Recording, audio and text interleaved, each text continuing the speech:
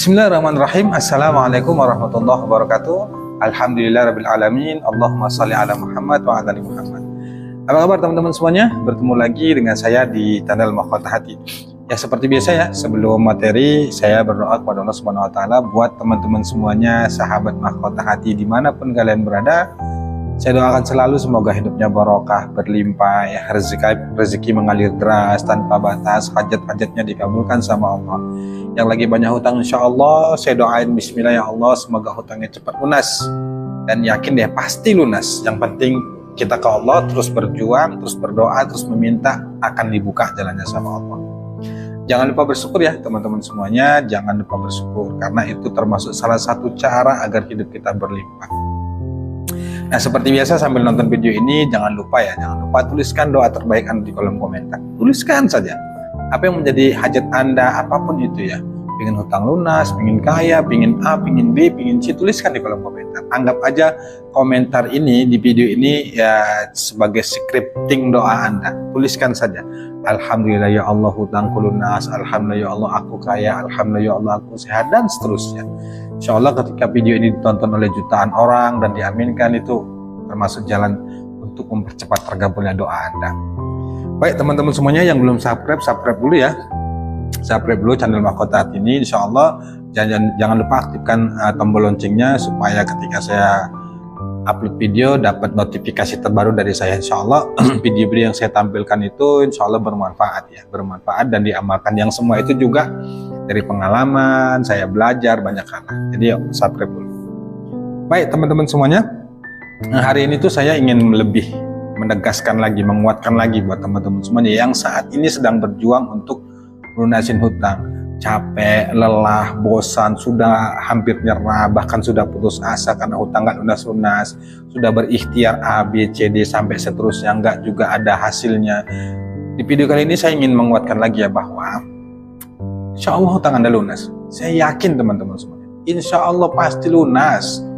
Cuma sabar teman-teman semuanya. Saya itu selalu bilang ya bahwa di dunia ini itu kita nggak bisa maksa harus sesuai dengan keinginan kita, nggak bisa teman-teman semuanya. Kalaupun Anda melihat di testimoni di YouTube misalnya mereka yang mengamalkan sholawat dapat keajaiban, ATM-nya terisi sendiri. Seperti kemarin saya sudah buat video ya tentang hutangnya 800 juta lunas tanpa bayar, tanpa cicil. Itu real benar teman-teman semuanya, karena memang keajaiban itu nyata, benar dan nyata dan ada. Pertanyaannya ketika Anda sudah mengamalkan itu kok nggak ada keajaiban? Saya tuh selalu bilang ya, keajaiban itu jangan dikejar teman-teman semuanya. Akhirnya Anda ketika riyadhah, ketika mengamalkan tuh yang fokus Anda itu bukan pada melatih keyakinan, melatih keikhlasan, tapi fokus Anda itu pada keajaiban. Ya benar sih ketika Anda melihat testimoni yang di YouTube tentang sholawat munjiat, sholawat Jibril, kemudian ada aman-aman dari guru kita, dari Habib, itu benar untuk memotivasi diri kita. Tapi ingat teman-teman semuanya, fokusnya tuh jangan ke sana. Jangan ke sana. Keajaiban itu pasti terjadi dikala kita memang mengamalkan, meriadohkan, merutinkan amalan yang kita kerjakan itu dengan istiqomah dan sungguh-sungguh, itu pasti terjadi. Cuma kadang-kadang kita memaksa ya bahasa saya itu secara nggak sadar kita tuh ngamalin sholawat misalnya 1000 kali gitu ya, kita amalin Allahumma sholli ala Muhammad wa ala ali Muhammad, kita fokus kita tuh pada selalu keajaiban, akhirnya kita kesel, akhirnya kita tuh putus asa, kok udah ngamalin nggak terkabul sih, kok sudah sholawat nggak ada keajaiban sih. Nggak seperti itu teman-teman ya. Saya selalu bilang ya bahwa tanda orang yang yakin itu adalah dia tidak memikirkan keajaiban kapan datang, doanya kapan terkabul. Itu teman-teman semuanya. Nah, di video kali itu saya ingin kasih ambil ini pelajaran. Ada salah satu peserta online saya ya di Mahkota Hati yang dia sudah daftar kelas online. Dulunya saya ceritakan singkat aja dan ini jadikan pelajaran. Dulunya ketika dia belum masuk kelas online Mahkota Hati itu, banyak amalan yang dia kerjakan. Dia lihat dari YouTube, dia belajar dari teman-temannya, dari gurunya banyak. Yang dia amalkan tuh sholawat munjiat 1000 kali, kemudian ayat 1000 dinar 100 kali. Pokoknya banyak lah yang dia amalkan. Ibadahnya juga duhanya, tahajudnya dia kerjakan semuanya. Tapi dia fokusannya pada keajaiban. Akhirnya lelah lelah karena nggak menemukan apa yang dia impikan itu. Apakah yang diamalkan itu salah? Saya bilang nggak salah, benar teman-teman semuanya. Nah, itulah bukti bahwa terlalu fokusnya pada keajaiban, akhirnya dia tidak menikmati yang dia amalkan itu. Nah, ibu ini nih ngamalinnya sudah cukup lama ya. Dia bilang tuh lebih kurang tuh ya setahun lebih lah gitu. Tapi dia tidak merasakan keajaiban. Tetap sih ada keajaiban, tapi bentuknya kecil. Keajaiban itu tetap ada, termasuk ketenangan itu kan keajaiban. Nah, dia curhat ke saya, cerita ke saya sudah banyak ngamalkan begini Pak, tapi nggak ada keajaiban. Saya bilang, ibu masuk dong kelas online, biar saya bimbing, biar saya pandu. Akhirnya beliau masuk itu ikut. Nah, ketika beliau masuk kelas online tuh, saya kasih panduan riyadhah ya. Di panduan riyadhah kelas online itu, mahkota hati itu kan dia ibadahnya tertata ya. Kapan sholawat, kapan istighfar, kapan baca Quran dan sebagainya, kita tata itu. Dan itu kita disusun oleh kiai saya. Dia bertanya itu, Pak, sebelumnya saya sudah mengamalkan ini, apakah boleh saya kerjakan juga? Saya bilang boleh, asal ibu istiqomah, asal ibu tidak terbebani dengan amalan itu. Saya bilang begitu. Tapi ternyata di satu waktu beliau itu menceritakan masalahnya ke saya, kenapa hutangnya banyak, masalahnya banyak. Dia ceritakan itu semua dari awal sampai akhir, dia bentuk WA gitu. Akhirnya saya tangkap bahwa yang dia ceritakan itu efek dari semuanya itu adalah karena dosa dan kesalahan dia, sehingga saat itu pun dia terjebak hutang ya, rentenir dan segala macamnya. Nah, setelah saya tangkap dari masalah yang dia ceritakan saya itu, saya bilang, oke deh Bu, mulai hari ini ibu fokus saja satu amalan. Saya katakan, fokus ibu satu amalan tuh. Apa itu? Istighfar. Saya bilang begitu. Terus gimana dengan yang saya sudah biasa mendawamkan, Pak? Misalnya sholawat munjiat, sholawat Jibril, baca Quran dan sebagainya. Boleh Bu, monggo. Jika ibu tidak keberatan dan ibu bisa merasa enjoy mengamalkan tuh, amalkan.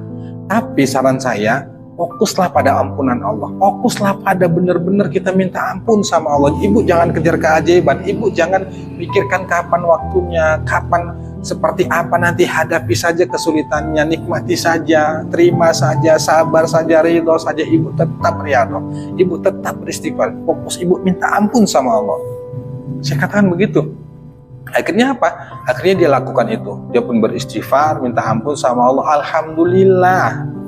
Ketika gitu dia masuk kelas online, 1 minggu dia riyadhah, dia pelajarin panduan-panduannya, dia amalkan, dan dia pun fokus minta ampun. Alhamdulillah, ditolong Allah tuh.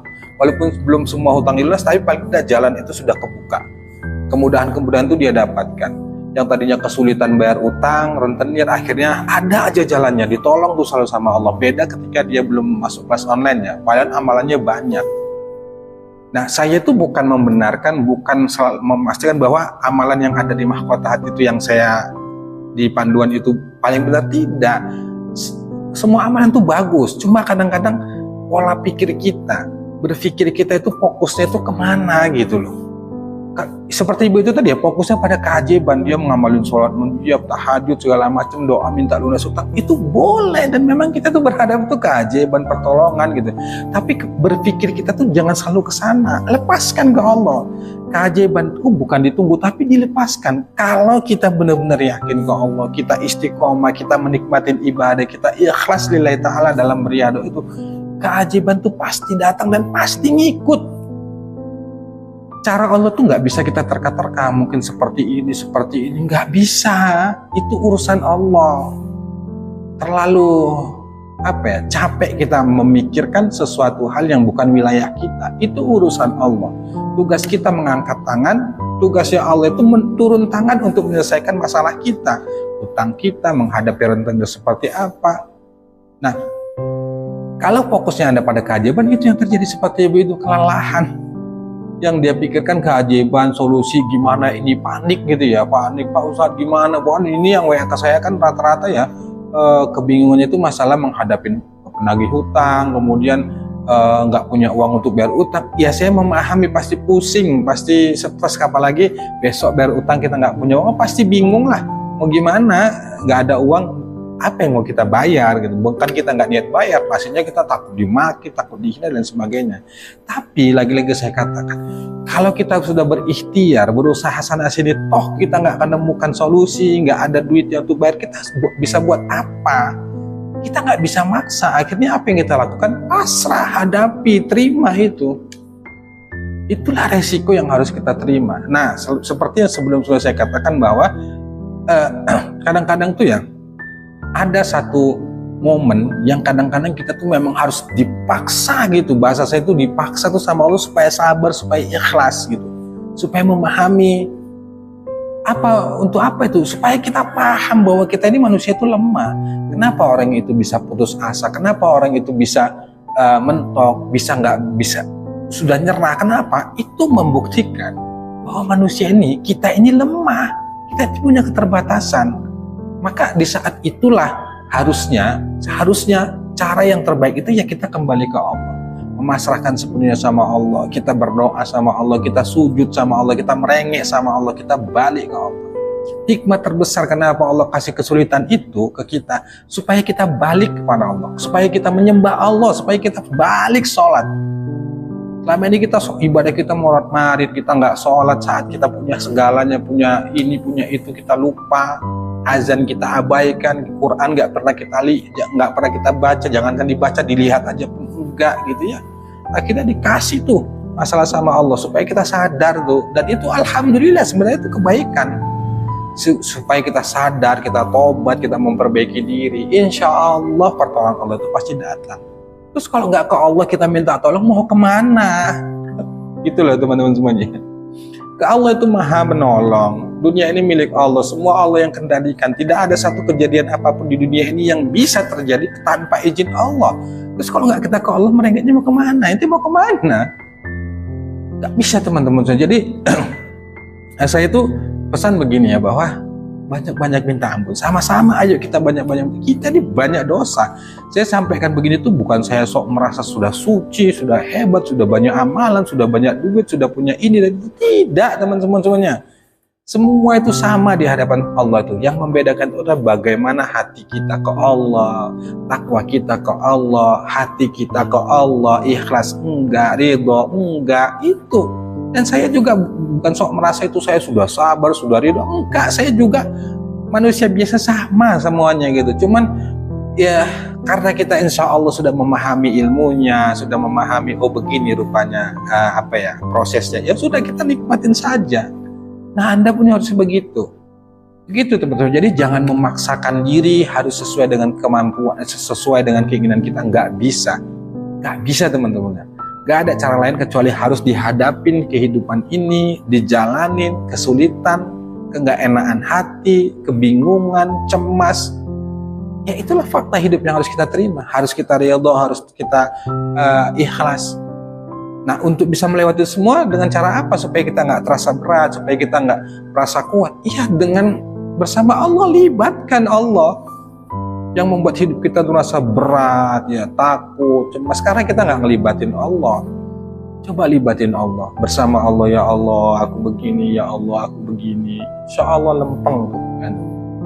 Itu teman-teman semuanya. Jadi tetap semangat, jangan nyerah dan jangan putus asa. Insya Allah pasti ditolong sama Allah. Pasti teman-teman semuanya. Yang penting kita sabar, nurut aja sama Allah pelan-pelan. Ya, latih hatinya, latih keyakinan kita. Insya Allah saatnya nanti yang tepat pasti Anda akan tersenyum bahagia bahwa selama ini doa-doa Anda itu dikabulkan oleh Allah Subhanahu wa taala. Wallahu a'lam bishawab. Wassalamualaikum warahmatullahi wabarakatuh.